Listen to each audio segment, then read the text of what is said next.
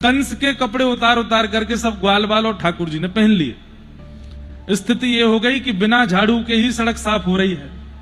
ठाकुर जी इतने से कंस के लत्ता इतने बड़े बड़े, और ठाकुर जी कभी यहां से बाह ऊपर खींचे, कभी यहां से कुर्ता ऊपर खींचे, और सबरे ग्वाल बाल कहें लाला नेक बड़े से हैं लगता। तो ठाकुर जी बोले नेक नहीं बहुत बड़े हैं, चलो दर्जी के पास चलो। तब एक दर्जी के यहां गए।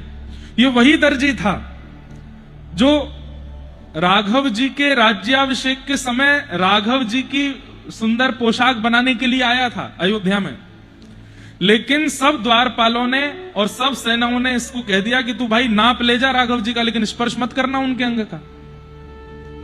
इसने कहा बिना स्पर्श के कैसे नाप लूंगा मैं? बोले देखो रघुकुल कमल दिवाकर राम जी हमारे बड़े कोमल हैं, तू अपने हाथ से छुएगा तो उनको श्रम होगा, छूना नहीं।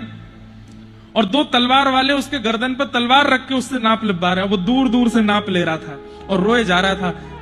परमात्मा के इतने सन्मुख आकर के भी स्पर्श नहीं कर पा रहा।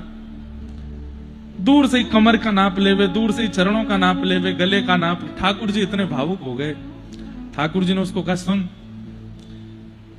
द्वापर में तू फिर दर्जी बनेगा और मैं कृष्ण बनूंगा, और तब अब तो तू आया मेरे पास, तब मैं आऊंगा तेरे यहां, तब तू खूब उमड़ घुमड़ के जहां जहां स्पर्श करना हो सब कर लेना।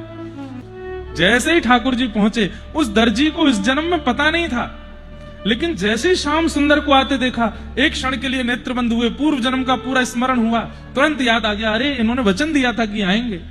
ठाकुर जी को भीतर लेकर के बोले अब तो मैं अच्छे से नाप लूंगा। बोले ले ले।